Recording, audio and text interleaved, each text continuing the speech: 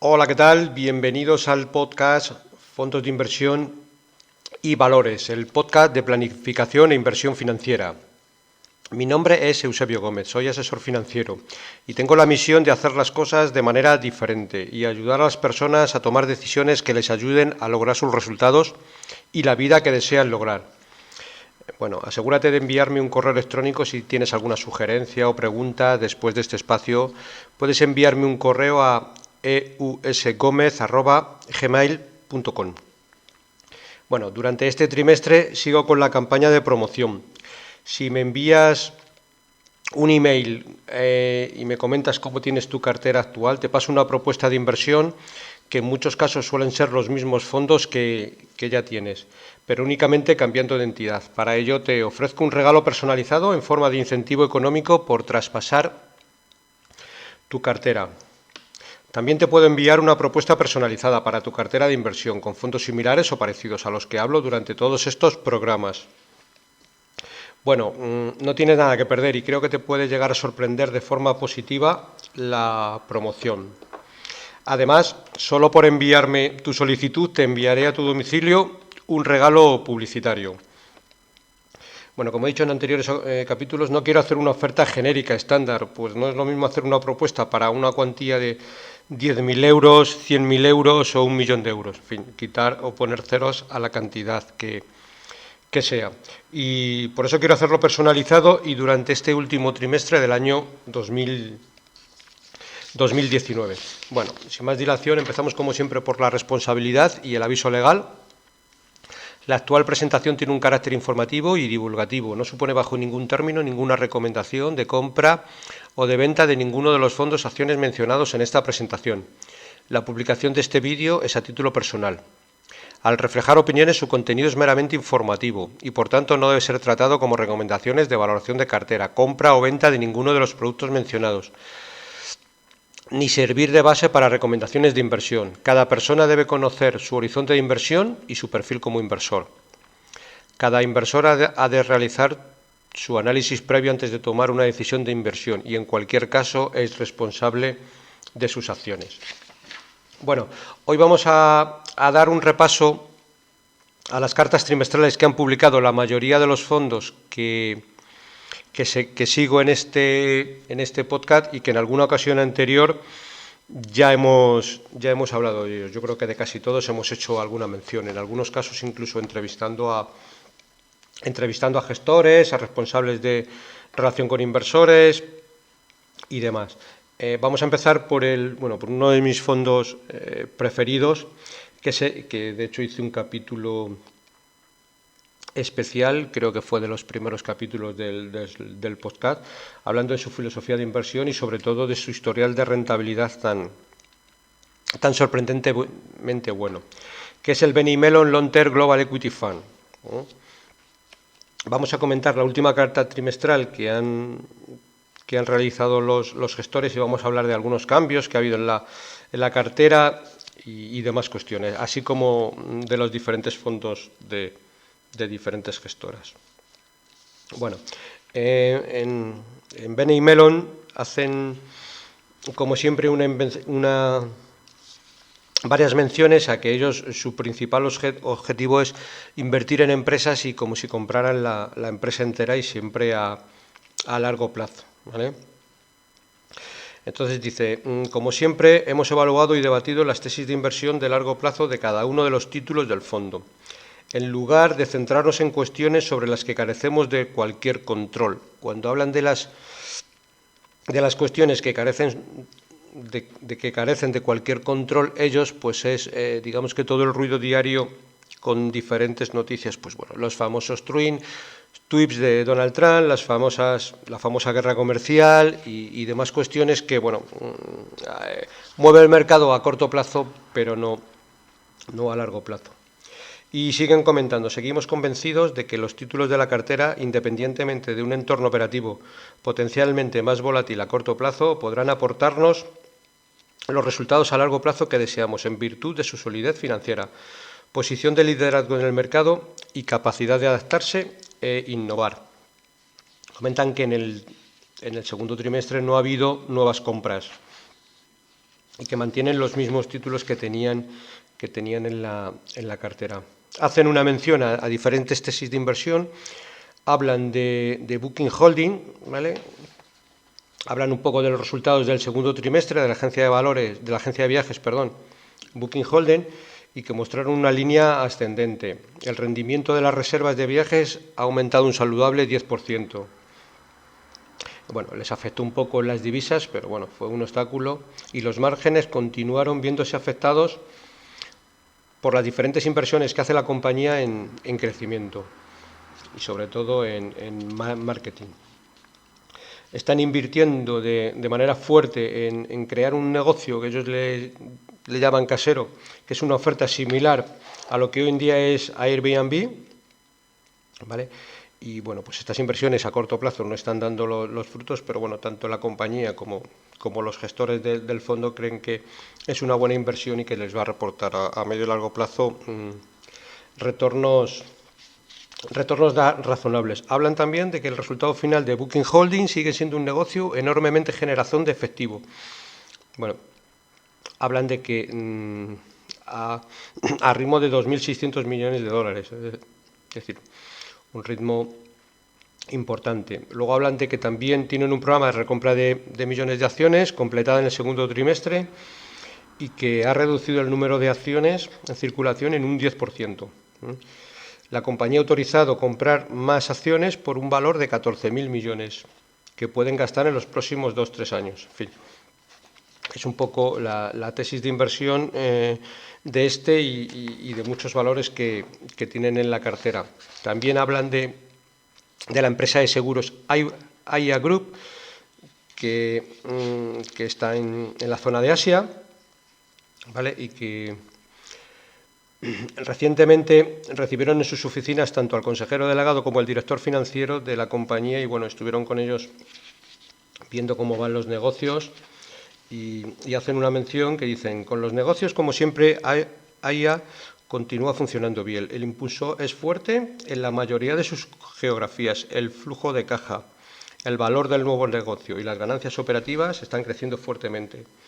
La empresa también está invirtiendo fuerte en reclutamiento, capacitación, cumplimiento y tecnología. La oportunidad a largo plazo es enorme y creo que AIA está bien ubicada para beneficiarse. Hacen una mención un poquito más al final de la Reserva Federal, que en julio recortó los tipos de interés.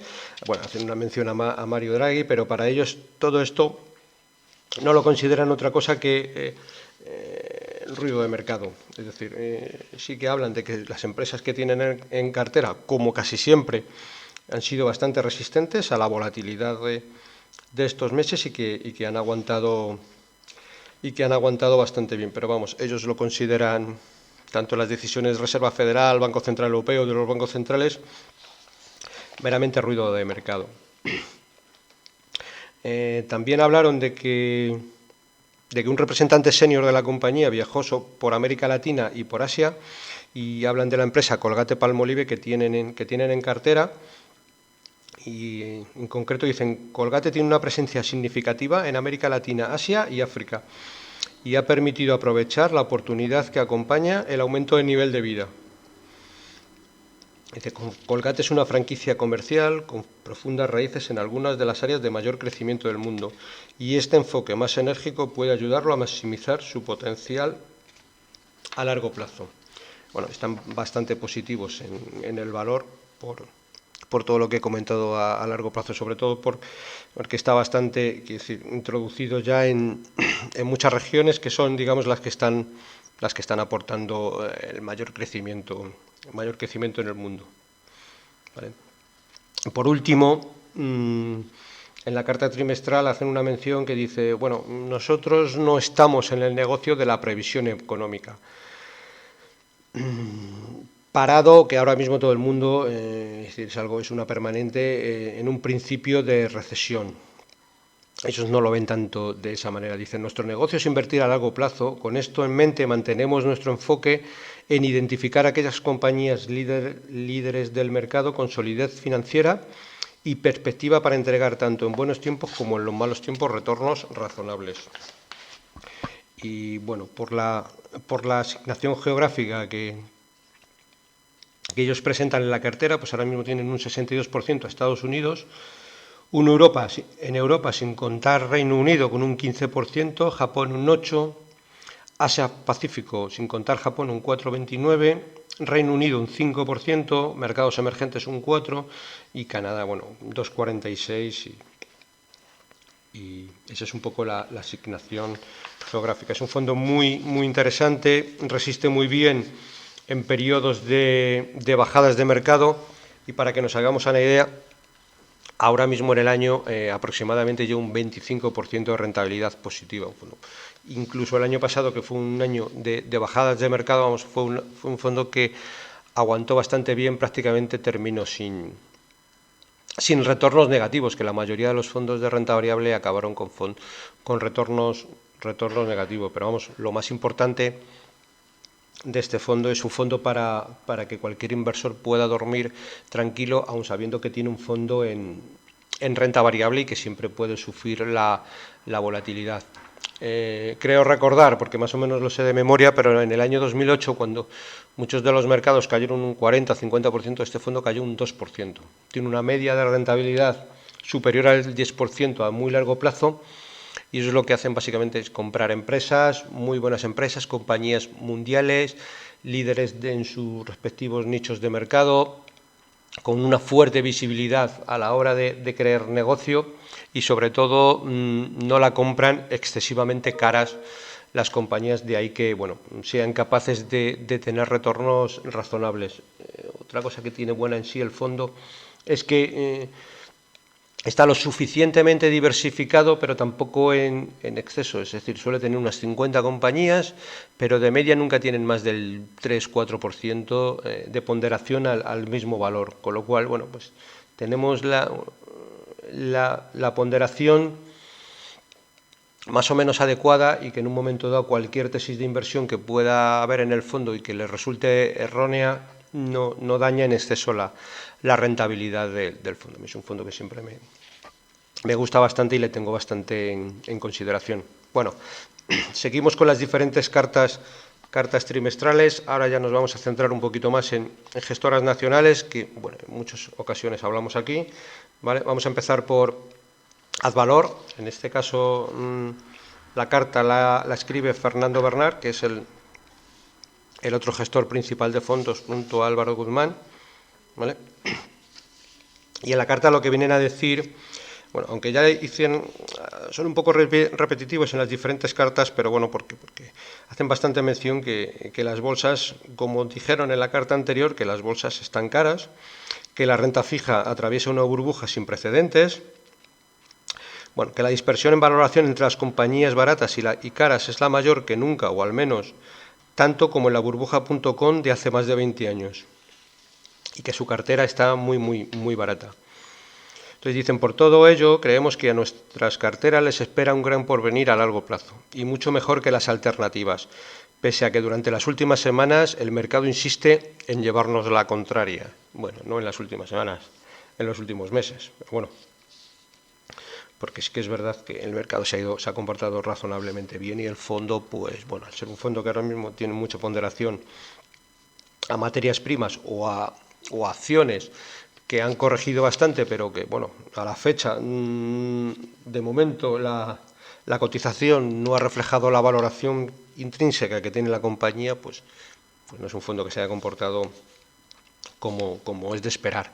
Que también es verdad que, bueno, que a largo plazo sí que las perspectivas de revalorización por mi parte siguen intactas.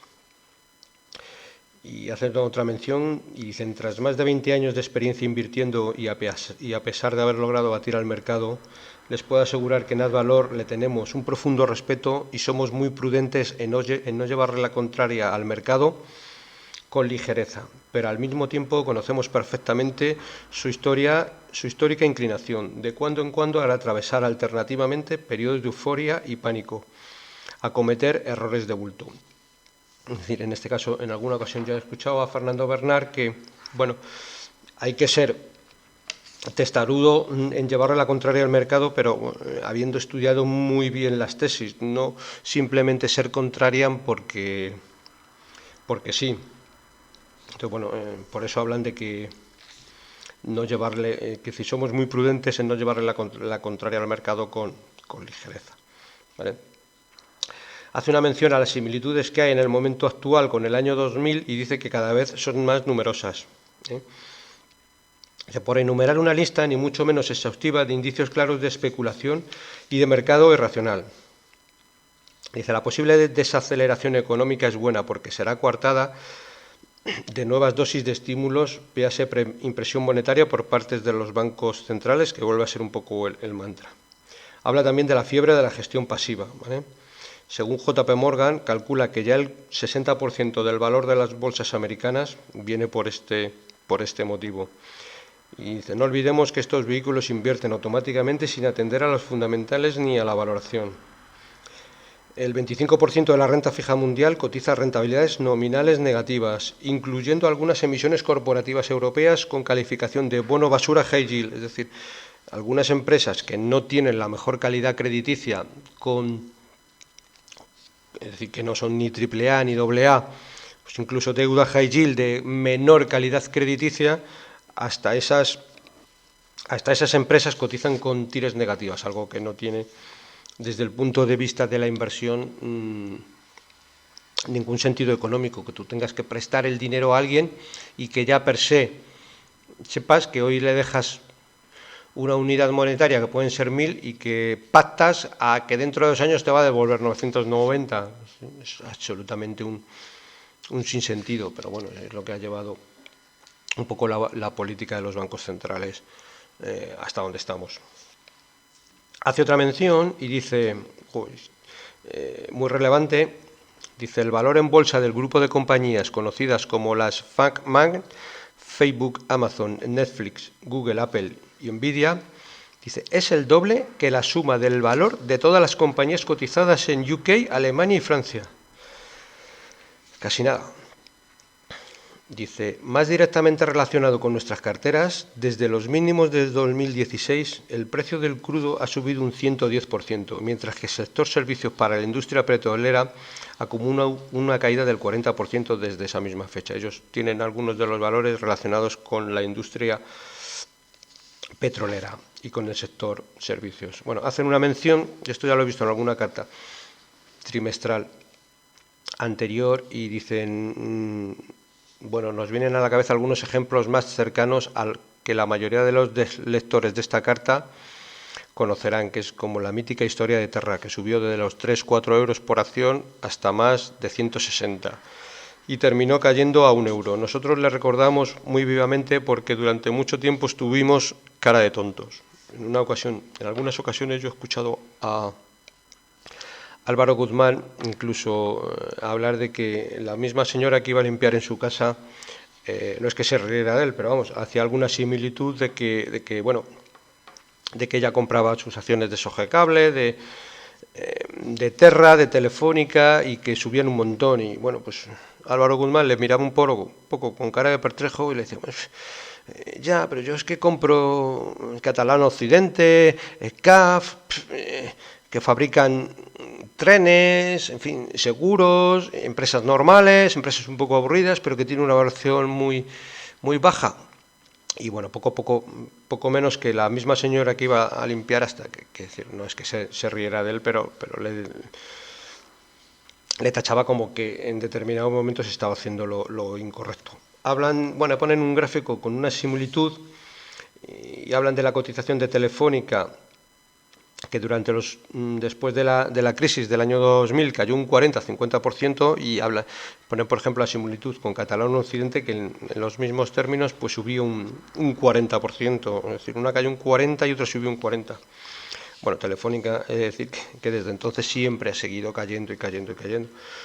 No la sigo muy, muy de cerca diariamente, pero yo creo que tiene que rondar entre los 6 y 7 euros, creo que está actualmente. No es de las que más siga, pero yo creo que está en esas valoraciones. Cuando en burbuja del año 2000, es decir,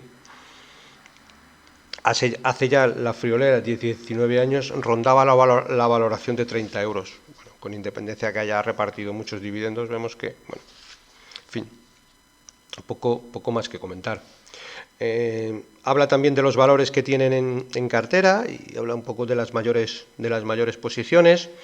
En este caso hace una mención a Cameco, que es una compañía de uranio, uno de los mayores productores que hay en el mundo de uranio, y aunque en muchas ocasiones anteriores ya han hablado de la tesis de inversión en materias primas y en concreto en el uranio, pues siguen haciendo una mención en el cual dicen que la demanda sigue creciendo y ya ha superado los niveles previos a Fukushima. China e India están acelerando la construcción de nuevas centrales, algunas eléctricas ya han comenzado a contratar a largo plazo, a precios claramente superiores a los precios actuales de contado. Dice, continúa la disciplina en oferta de los principales productores. La propia Cameco y Kazatomprom, que es una compañía de Rusia, que es Cameco creo que es la segunda productora mundial de uranio y Kazatomprom es la primera, pues han cerrado ya alguna mina. En concreto la mina de Areva en Nigeria.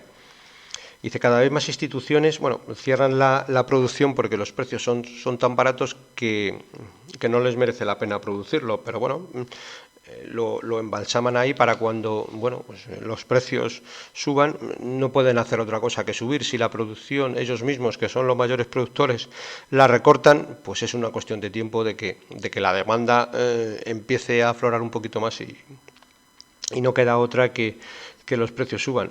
Aquí el tema es cuándo va a suceder. Bueno, pues esa pregunta no tiene mucha respuesta. Pues probablemente sucederá siempre cuando menos lo esperemos y en cualquier día que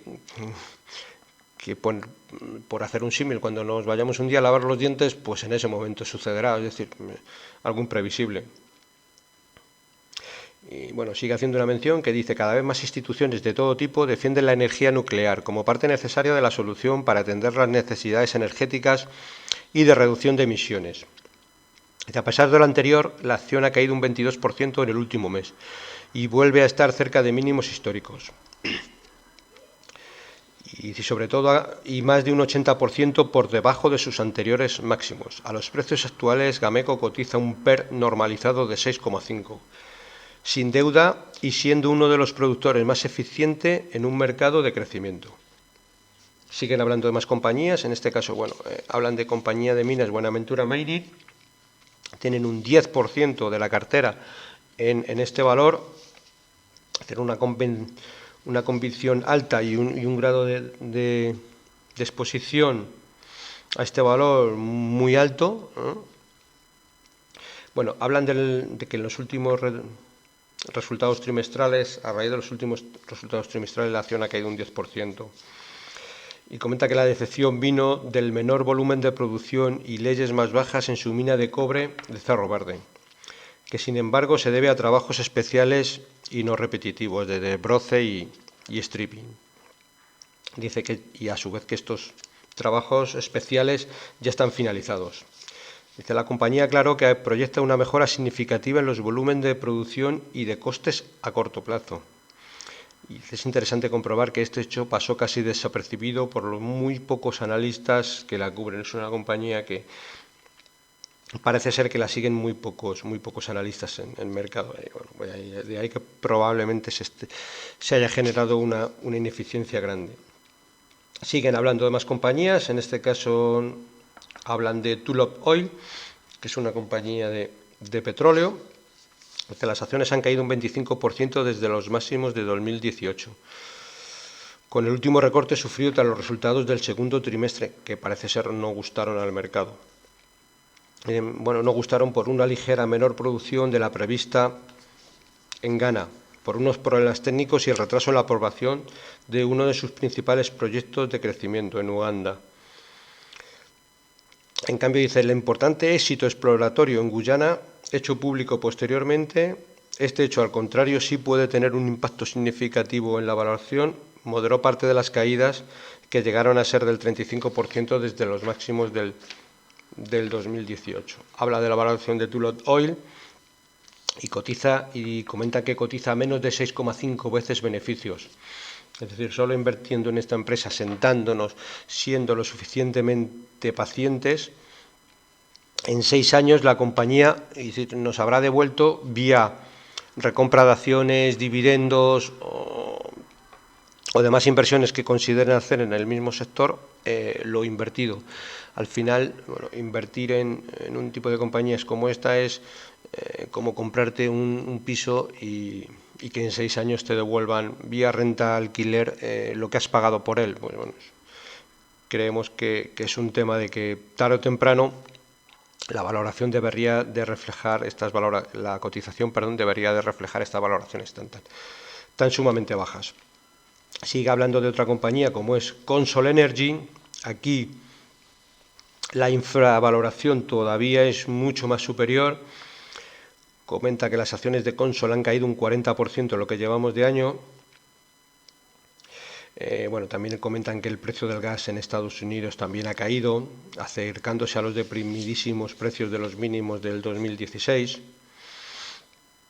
Siguen comentando que Consol es la mejor minera de carbón térmico de Estados Unidos, la más eficiente y con abundantes reservas, un gran balance y un fantástico equipo directivo. A pesar de ello, cotiza 3 veces beneficios normalizados.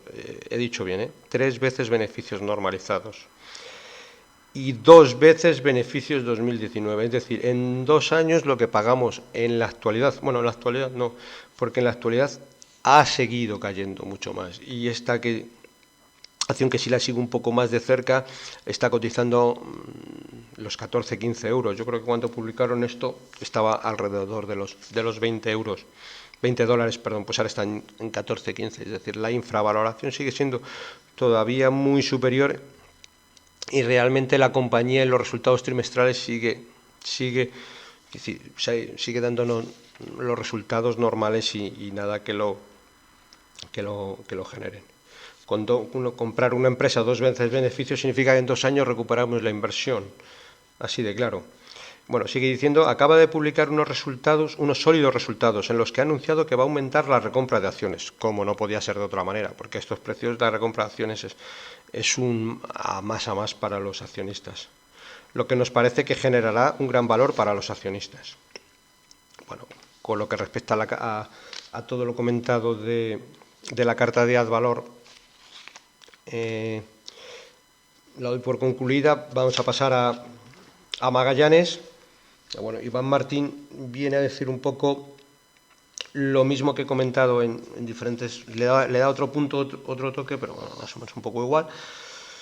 Dice, en nuestra opinión, la explicación está en los extremos de valoración a los que ha llegado el mercado.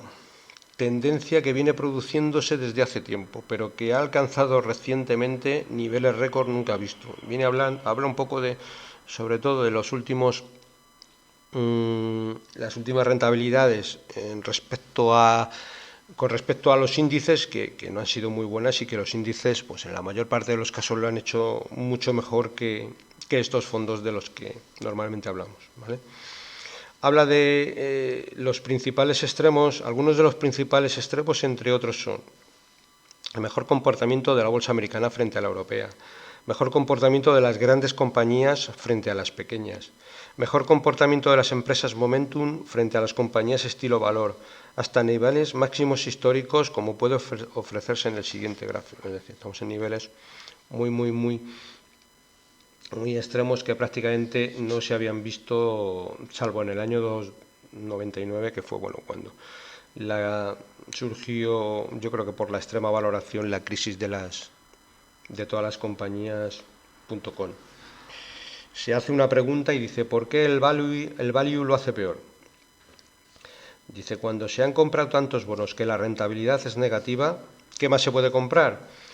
Pues algo que se le parezca lo más parecido a un bono. ¿Qué es hoy en día lo que más se le parece a un bono?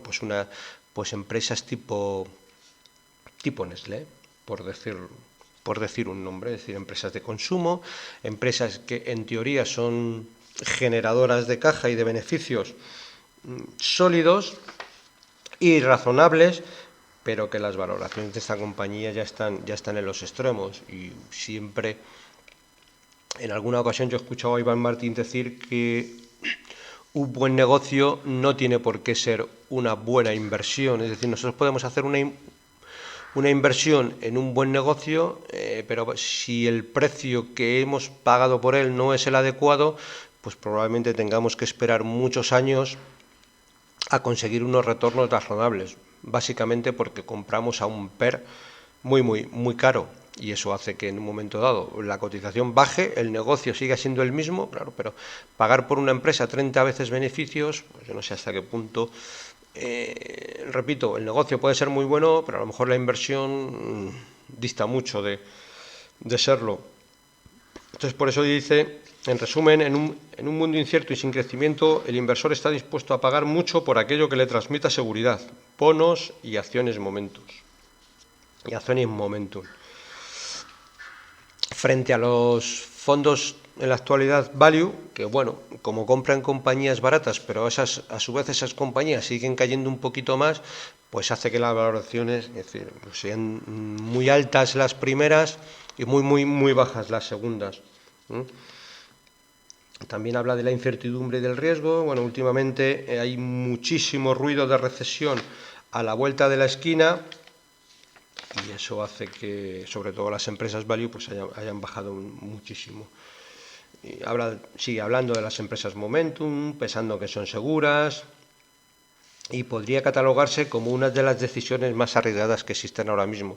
Insisto, por el precio a pagar. Bueno, hace también otra mención a lo mismo que he comentado yo antes sobre que hay muchos bonos que tienen rentabilidades negativas, y aquí pone una mención. Dice, en el momento que escribo, la rentabilidad del bono español a 2 años es del menos 0,05%. Dice, sí, ha leído bien. Un 0,5, pero con un signo negativo delante, durante 2 años.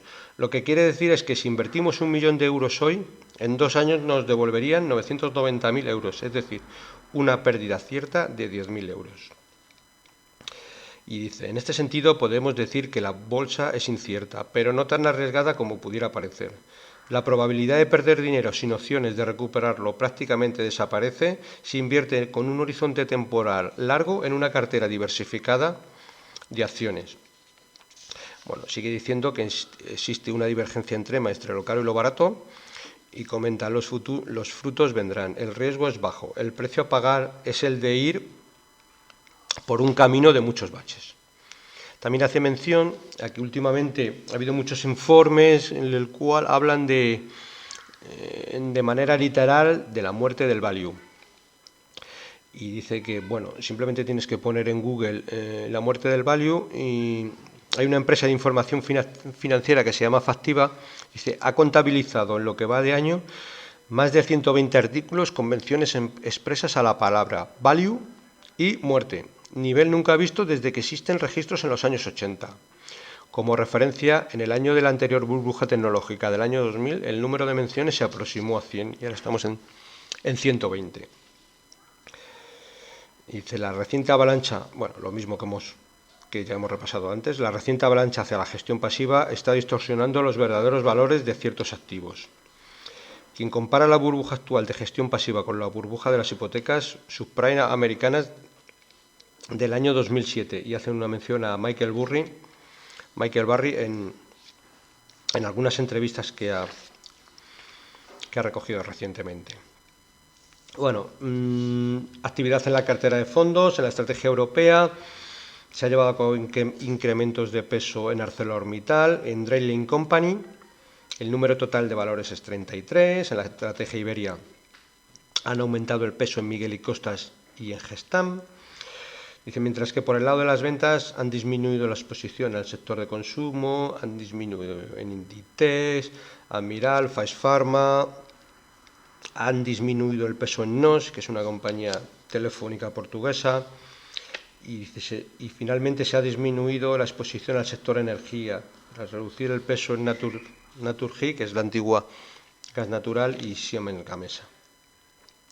También hace una mención al fondo Microcap. Se ha incrementado la exposición en los sectores de energía e industrial a través de aumentos de peso en compañías como Ferronordic, IPCO, Enel Rusia o Kongsberg Automotive. Por el lado de las ventas, el fondo ha visto compensado dicho aumento. Bueno, han vendido a Avance Gas Holding, Por otro lado, se ha llevado a cabo ventas totales ventas totales de SCS Group y Natuzzi, reduciendo la exposición al sector consumo. Y por último, hace una mención y dice: el potencial de revalorización a futuro es muy considerable. Bueno, seguimos con otra carta trimestral. En este caso vamos a hacer una mención de Equan. Equan es un fondo, vamos a llamar, bueno, la palabra es fondo. Un fondito que tiene, es muy buen fondo en el sentido de que actualmente tiene pocos activos en gestión, y eso para un fondo le hace tener todavía mucha más flexibilidad. Con lo cual, bueno, vamos a referirnos un poco a cómo tienen la cartera y cuál es su opinión.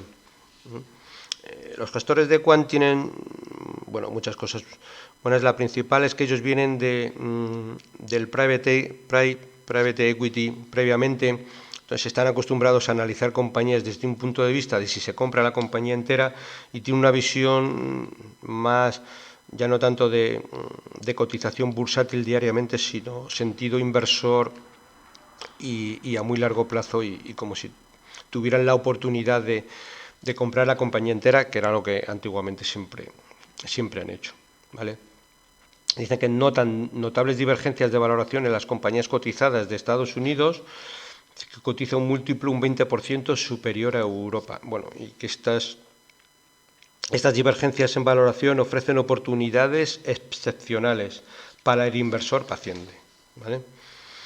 Habla de su cartera y dice: el 85% de nuestras participadas tiene un inversor de referencia, es decir, tiene un accionista mayoritario que normalmente, en muchos casos, opera el negocio, tiene una visión a largo plazo y está absolutamente en la misma sintonía que pueden estar este tipo de fondos, ¿vale? Hace una mención también al mercado americano en los términos del S&P 500, y lo compara un poco con el IBEX español.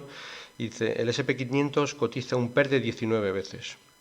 Dice un 20% superior que el Eurostock 600 y un 75% más que el IBEX, que cotiza con un PER 10,7.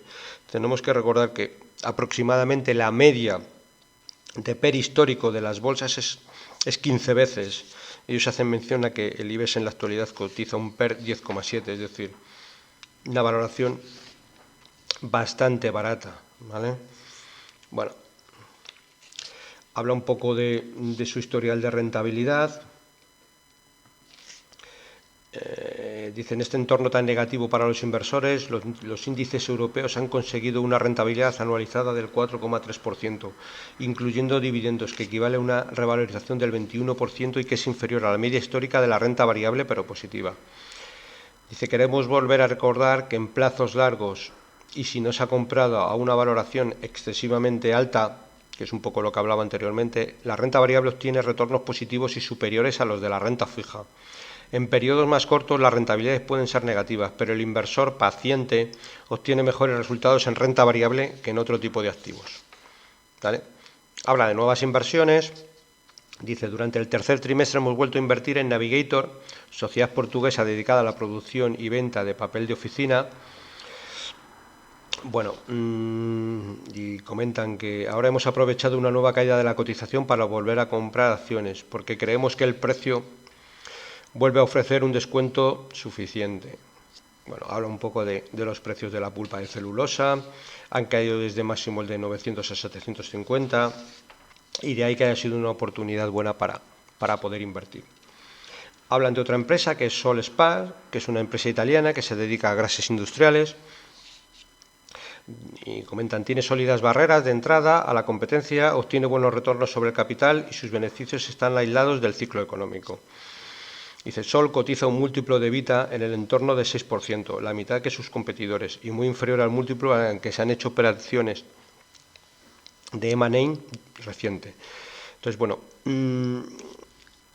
Solespar yo la podría calificar, aunque está dentro del mismo sector, con Air Liquide, que es una compañía que en algunas ocasiones Josep Prat del fondo Avante ha comentado, y que es una empresa que poca volatilidad, sube todos los años, sube de media un 10%, muy estable en beneficios, y bueno, pues podríamos asimilarla Airlick, Solspa, bueno, al estar cotizando en Italia, ser una compañía muy pequeña, pues muchas veces es lo que tienen los mercados financieros, que son compañías muy poco seguidas por muchos inversores y por muchas casas de análisis y pueden llegar a estar ciertamente perdidas del foco inversor de grandes fondos y bueno, se llegan a estas valoraciones.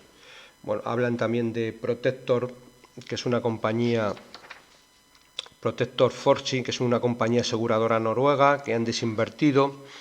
Bueno, invirtieron en su día, ellos creen que el ritmo de crecimiento tan alto que había tenido en los últimos años podía ser consecuencia de la asunción de riesgos excesivos, cuyos efectos a través de un aumento de la siniestralidad no son visibles en el corto plazo, ya que suelen tardar en ponerse de manifiesto. Bueno, y ya han decidido desinvertir en la compañía, ¿vale? Situación actual de la cartera y evolución del fondo. En el momento actual tienen 45 compañías en cartera y mantienen un nivel de liquidez del 1%. Y hablan, como siempre aprovechamos los movimientos de corto plazo de los precios para aumentar o disminuir el peso de aquellas acciones que experimentan variaciones bruscas sin cambios en nuestra tesis de inversión. Muchas veces la compañía gana lo mismo y hay trimestres que las valoraciones son más 30, menos 30. Pues bueno, si son gestores y saben valorar compañías y lo tienen claro, pues muchas veces lo que hacen ellos mismos ya dentro de la cartera es vender las compañías que han subido mucho y comprar las compañías que ellos consideran que son buenas y que han bajado mucho. Poner algún ejemplo, como es el caso de Prosegur Cash, que ha tenido un comportamiento muy negativo en bolsa desde la última devaluación del peso argentino tras las elecciones, y dice, aunque son comprensibles los temores de los inversores ante el posible cambio político en Argentina, pensamos que Prosegur Cash ha sido capaz de mantener su rentabilidad en Argentina en situaciones aún peores, y que bueno, tienen buenas expectativas, ¿vale? Hablan también un poco sobre la empresa Euronav, que es una empresa de transporte de una naviera de transporte de crudo por mar, de que los precios de los fletes ya en los últimos días se han multiplicado por 3 en pocos días. La cotización lo ha reflejado, pero no de tan fuerte manera, y que bueno, tienen un convencimiento alto en esta compañía. Dice, los ciclos normalmente dependen más de la capacidad disponible que de los cambios de la demanda, que es relativamente estable. Bueno, habla un poco de las compañías, tienen poco peso en España. De hecho, de las mayores posiciones, prácticamente solo aparece Prosegur Cash con un 2,2% y a su vez Prosegur Cash casi todo el negocio, aunque cotiza en España, lo tiene fuera de España. Habla también un poco de cómo está su diversificación por países, y aunque es un fondo de renta variable europea, en la mayor parte de los casos, pues es que vemos que Noruega tiene un 10%, España un 4%, Suiza un 6%, Portugal un 2%, Italia un 17%, Alemania un 1%, es decir, está diversificada, perdón, que he bebido agua, diversificada en un montón de países. Bueno, sigo haciendo menciones a diferentes gestores y diferentes cartas trimestrales. Me llama mucho la atención que una gestora como Oros, que es muy buena y no de las mejores, pero sí de lo mejorcito que hay en España, tenga tan poco capital, tan pocos activos en capital de inversores. Esto es malo para ellos porque evidentemente, quiero decir, los resultados de la empresa no son buenos. Una compañía como esta, de fondos de inversión, pues si tienes pocos activos gestionados, la empresa gana menos dinero, pero yo creo que para un inversor es fantástico. Yo creo que estos señores deberían de gestionar, vamos, no sé en qué entornos están, pero yo creo que están en los entornos de 50 a 100 millones de euros de activos bajo gestión. Yo creo que tendrían que estar gestionando mínimo 1000, porque son tremendamente buenos. Yo creo que un inversor debería de fijarse en esta gestora principalmente por una cosa: al tener pocos activos gestionados pueden ser mucho más flexibles y pueden comprar muchas compañías que otros fondos no pueden comprar. Me parece otra ineficiencia de mercado, como muchas de las que hay, y bueno, pues, con el tiempo probablemente gestionarán los 1.000, 2.000 millones. Sería algo razonable, que es lo que tienen muchas gestoras, pero bueno, a día de hoy no es así. Yo creo que es claramente un fondo a tener muy en cuenta por lo que comento. Habla un poco de lo mismo, es decir, la gran divergencia que hay entre compañías, y pone un ejemplo claro de esta tendencia. La encontramos en la compañía americana Procter & Gamble. Dice, Procter & Gamble es un gigante dueño de famosas marcas de consumo como Gillette, Oral-B, Pantene o Ariel, por citar algunas de ellas. Y dice, desde mayo del 2018, las acciones de Procter & Gamble se anotan cerca de un 80% de revalorización, mientras que sus beneficios han crecido un 6%. Han crecido un poquito más, 11% en términos por acción, gracias al impacto de la recompra de acciones propias. Pero fijaros, 80% de revalorización cuando los resultados de la compañía han crecido un 6%, por el efecto de la recompra de acciones un 11%. Es decir, algo que ha hecho un poco lo que es la gestión pasiva, Y habla un poco, pues lo mismo, compañías como Procter & Gamble, por muy estables que sean sus flujos de caja, no ofrecen un potencial mínimamente satisfactorio para poder invertir en ellas. Dice, uno puede evitar acordarse de la famosa burbuja.com. Aquí habla de algunos comentarios de gestores value legendarios. En este caso hace una mención a Seth Klarman y dice, mientras que la mayoría de los índices bursátiles no han estado nunca tan caros, el rango de la valoración actual es extraordinariamente amplio. Como resultado, existen numerosas compañías de pequeña y mediana capitalización infravaloradas, pese a que hay docenas de grandes compañías asombrosamente sobrevaloradas. Sigue haciendo otra mención a la industria del tabaco, y es lo que habla un poco antes, de cuando compras una compañía que está cara, pues a poquito que te venga el viento un poquito de frente, se te lleva contigo la inversión, no de forma permanente, pero probablemente tengas que estar muchos más años de los que tú mismo piensas en el valor hasta que seas capaces de recuperar. Y habla del sector de tabaco, dice que en los últimos 2 años las compañías tabaqueras han tenido caídas acumuladas del 40%. Y son empresas que antes cotizaban a múltiplos muy exigentes, es decir, muy caros. Hoy pueden comprarse a 10 veces su flujo de caja libre. Dice el motivo. Dice, por un lado, la caída del consumo de tabaco en muchos países desarrollados, y por último, bueno, los nuevos productos que están saliendo, que están desplazando al tabaco, en teoría, dice, porque empiezan a aparecer estudios que indican lo contrario. Dice, lo que ha sucedido con el tabaco es, por tanto, un buen recordatorio de que no existen las certezas en cuanto a los negocios y a la inversión se refiere, si pagamos un precio elevado por esta aparente certidumbre. Bueno, hace alguna mención a diferentes compañías que tienen en cartera. La más llamativa de todas es Valaris, que es la antigua Ensco, y dice, una de nuestras inversiones en compañías dueñas de plataformas petrolíferas. Dice, por un lado existe el miedo de que la demanda se contraiga por la ralentización general de las economías. Dice, por otro lado, sin embargo, existe el discurso de que el crecimiento de la demanda se mantendrá estable a futuro.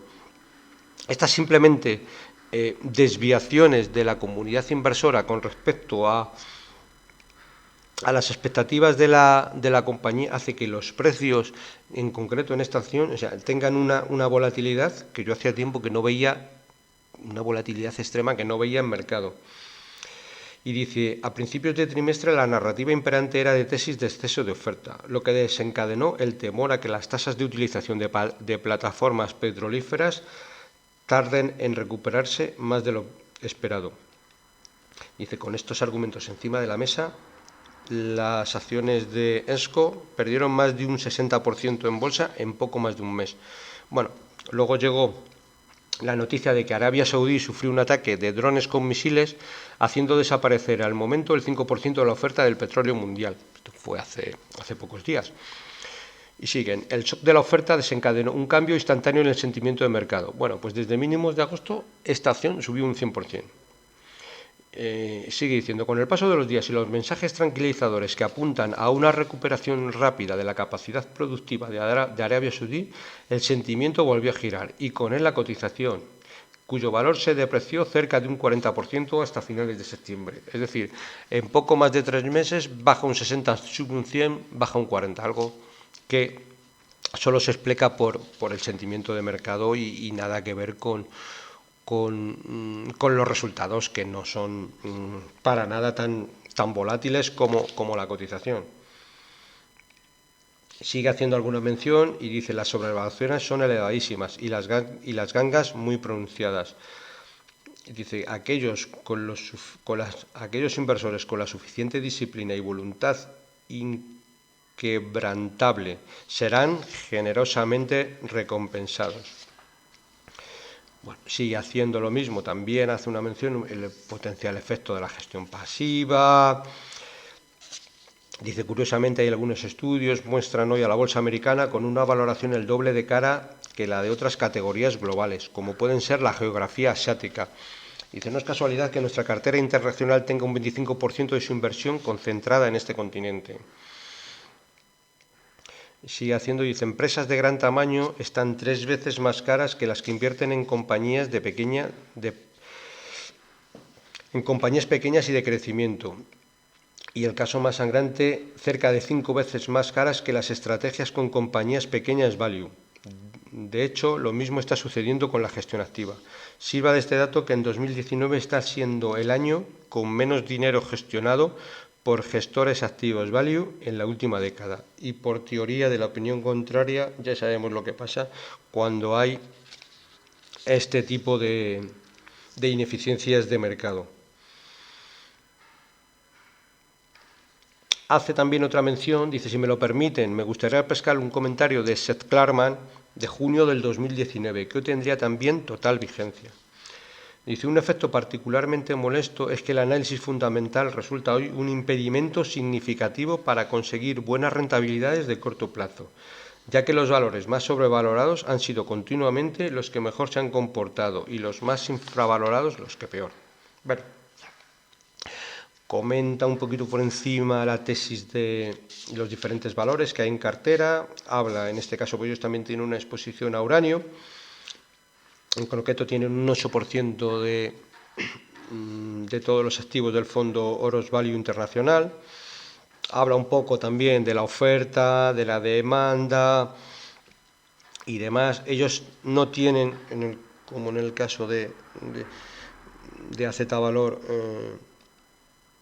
que tienen en Gameco, ellos lo tienen la exposición a uranio desde otra forma diferente. Dice, la exposición al uranio la realizamos a través de los vehículos financieros que compran uranio como tal para su almacenamiento, que son Uranium Participación y Yellowcake.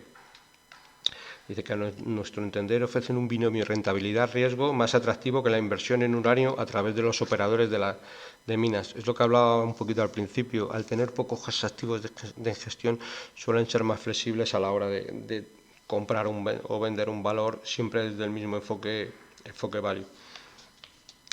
Dice, por el lado de la oferta, Kazatomprom, principal productor de uranio del mundo, anunció en agosto su extensión del recorte de producción del 20% hasta 2021, un año por encima de lo inicialmente anunciado. De hecho, en su primer evento para inversores y analistas, celebrado el 30 de septiembre, su equipo directivo recalcó que están muy lejos de plantearse volver a aumentar la producción si los fundamentales, que es el precio del uranio, no mejoran. Y es lo que hablaba antes. Si recortan la producción tan fuertemente, solo puede haber un precio para la cotización del uranio al contado, que es subir. Pero, insisto, lo que no se sabe es cuándo. Dice, mientras que por el lado de la demanda, la energía nuclear debe jugar un papel relevante en el mix energético. Bueno, habla de la Asociación Nuclear Mundial en el que por primera vez en 8 años todos los escenarios contemplados, incluyendo el negativo, asumen un crecimiento en la capacidad de generación nuclear instalada en el mundo. Todo ello gracias al crecimiento esperado de nuevos reactores en economías como China, India o Rusia, que contribuye a compensar y superar la paulatina caída del nulo crecimiento en economías más maduras, como las del continente europeo. Y dice, bueno, por tanto, mejoras significativas en los fundamentales de la demanda y de la oferta han hecho que en este trimestre el uranio haya subido un 5%, ¿vale? Mientras que en el momento actual ni incluso Uranium Participaciones ni Yellowcake lo han reflejado. Dice, el motivo: importantes accionistas vendiendo forzosamente sus inversiones ante la salida masiva de partícipes en los que han llevado a cerrar el fondo de inversión. Ante esta oportunidad decidimos incrementar nuestra exposición a Yellowcake. Siguen hablando de compañías. Habla de Asia Standard International, que es una compañía inmobiliaria en Hong Kong, un caso de infravaloración en mercado de los más grandes que también he visto yo. Y comentan, dice, Asia Standard tiene un valor bursátil de 1.700 millones de Hong Kong dólares, es decir, cotiza a un PER de menos de 2 veces. Pese a todo ello, su acción cayó un 15% en el trimestre y acumula un 25% desde mediados de abril. Recientemente, incluso en la última presentación de resultados de Asia Standard, es que incrementaron en bastante los resultados que tenían previsto y subieron bastante la cotización. Creo que este año van a ganar por acción 1,15, 1,20, cuando la compañía está cotizando de media 1,30. Es decir, poco menos de PER 2. Bueno, al ser una compañía pequeña que cotiza en Asia, inmobiliaria, está absolutamente penalizada. Habla de otra compañía que es Value Partner, que es una gestora de fondos de inversión. Es un negocio de los más rentables que hay. Es decir, siempre cobran la misma comisión, 1 o 2%, con independencia de los activos gestionados. A poco que gestiones muchos activos, los gastos, los costes siempre son fijos y a partir de ahí para arriba, pues quiero decir, todos son beneficios. Me encantaría que hubiera empresas cotizadas españolas que fueran gestoras de fondos de inversión, porque son negocios extraordinarios y con unos retornos sobre el capital empleado muy altos. Hace una mención y dice, la caja que equivale aproximadamente a la mitad de su valor bursátil, incluyendo una inversión directa que hacen en los fondos que gestionan ellos mismos. Hoy la empresa cotiza 5 veces flujo de caja libre de este año.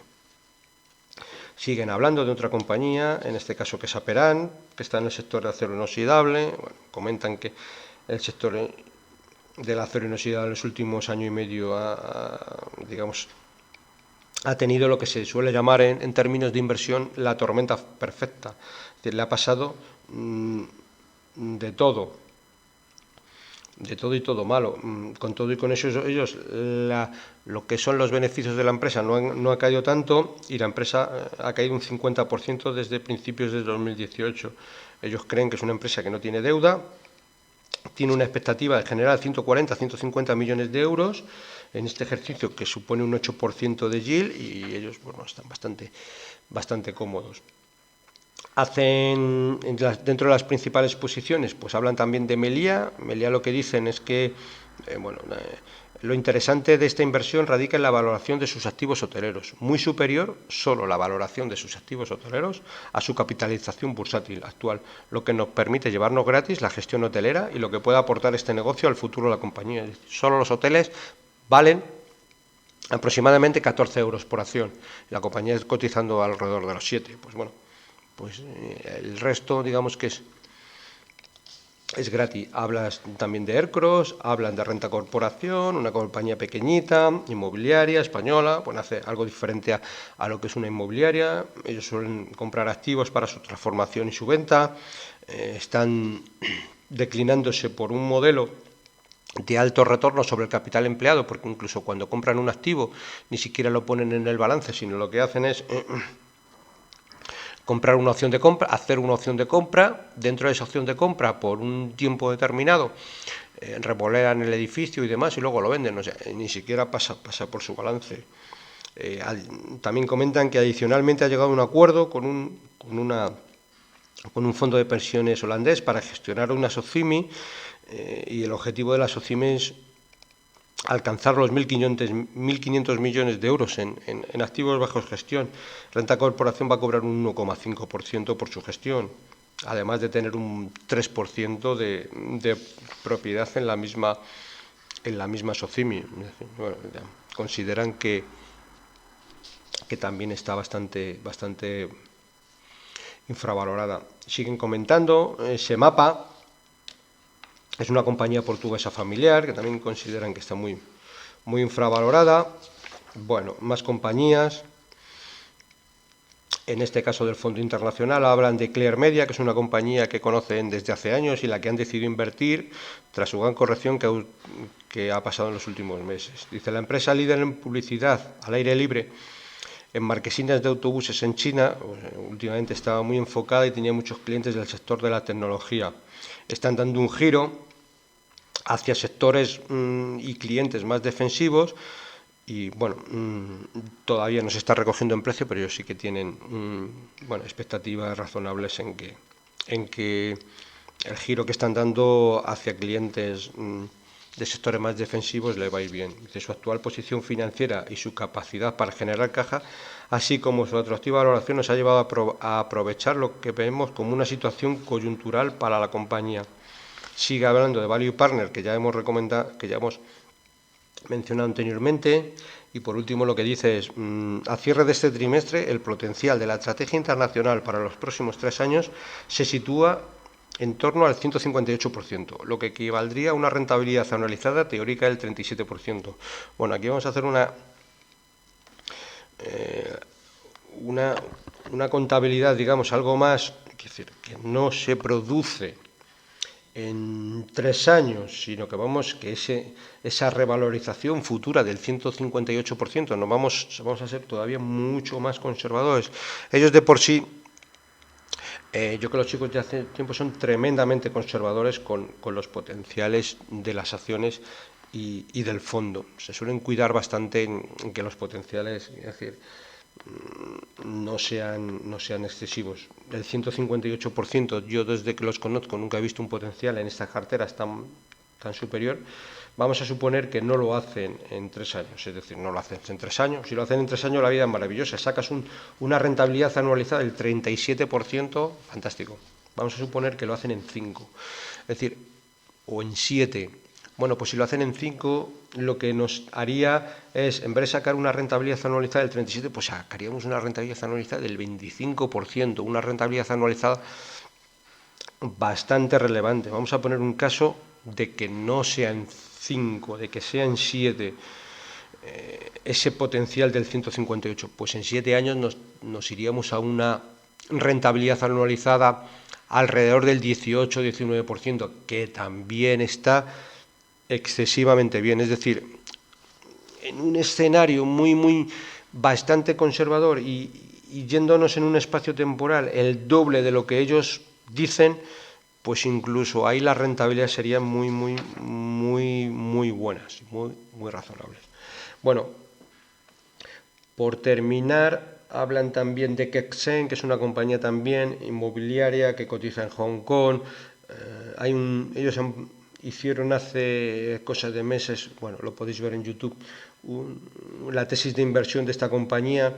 En fin, que como comentan, tienen activos inmobiliarios por todo el mundo, tienen hoteles en Estados Unidos, China, Japón, Vietnam y Canadá. En fin, solo los activos residenciales que tienen en Macao con el nuevo puente que van a abrir para unir con Hong Kong, solo esos activos, esos apartamentos y esas plazas de garaje dan la cotización que actualmente cotiza Kexen. Luego están gratis, es decir, muchos hoteles y en inmejorables zonas de Estados Unidos, China, Japón, Vietnam y Canadá, en las mejores, y hoteles hoteles que valen en muchos casos $300 la noche por habitación y tienen una ocupación muy, muy elevada. Se puede ver tanto en la posición de la empresa de Ketsen como en el vídeo que hizo uno de los gestores y donde, bueno, está razonablemente bien explicado, ¿vale? Siguen hablando de alguna compañía más, como es AerCap Holding, que es una compañía de leasing de aviones. Esta compañía también la tienen los de True Value en una de las mayores posiciones. Bueno, tienen un programa de recompra de acciones que yo en pocos casos he visto. En muchos casos lo que hacen es venden aviones que ya están con unos cuantos años en uso, y con el dinero que venden lo que hacen es recomprar acciones, pero a un nivel muy, muy, muy elevado. Creo recordar de memoria, lo digo, no sé si más o menos será así, pero son cifras aproximadas, que en los últimos 3-4 años han recomprado acciones por un 20% de todas las acciones. Es decir, comentan recomprar acciones a mansalva. Bueno, y por último, he dejado para el último comentario de las cartas trimestrales el fondo de Cobas, ¿de acuerdo? Y bueno, en este caso la carta la firma el mismo Francisco García Paramés, y lo que dice, bueno, más o menos lo mismo que he ido comentando hasta ahora. Es decir, nunca las compañías de valor con las compañías de crecimiento han estado tan baratas como están ahora. Y dice, ¿no? La situación actual, no obstante, me recuerda más bien al periodo 1998-2000, en una época en la que se produjo una discrepancia fortísima. ¿Vale? Dice, todo esto es especialmente cierto en el caso de que en Cobas en el verano de 2019 tenemos una cartera realmente fuera de lo común, con bastante mayor calidad que la que teníamos en el año 2000 y también la que teníamos en el año 2009. Lo mismo, dice, el 70% de las compañías que tenemos tiene una familia como principal accionista, con visión a largo plazo. En fin, es una colección de estupendos negocios a precio de compañías sin futuro. Cuando habla de compañías sin futuro se refiere a que la cotización no refleja el futuro, que es razonable, pero las valoraciones son muy, muy, muy bajas. En muchos casos están recomprando acciones, muchas compañías a las que hacen mención. Bueno, hace mención a la famosa inversión archiconocida y tan vapuleada últimamente por multitud de foros, que es el caso de Aricha. Dice, después de la bajada de valoración de Aricha del año pasado, no hemos tenido que reducir ninguna otra de forma significativa. Ellos en alguna ocasión sí que han dicho que la inversión en Aricha, quizás el error fue tener un peso tan grande como tenían. Bueno, que les penalizó varias compañías de las principales, sobre todo los tanqueros, que tenían una exposición grande, pero bueno. Habla también un poco de que, bueno, como tiene una cartera muy, muy, muy barata, y que desde que Francisco García Paramés se fue de Bestinver por contrato tenía que estar 5 años y dejar parte del dinero en Bestinver, y que ahora en septiembre podrá recuperarlo, no lo va a poder hacer en mejor momento para recuperar el valor. Bueno, las inversiones que actualmente en los fondos, si comparamos los fondos de Bestinver con los fondos de Cobas, los fondos de Bestinver a la fecha de hoy lo han hecho razonablemente mucho mejor, con lo cual el traspaso que va a hacer en los fondos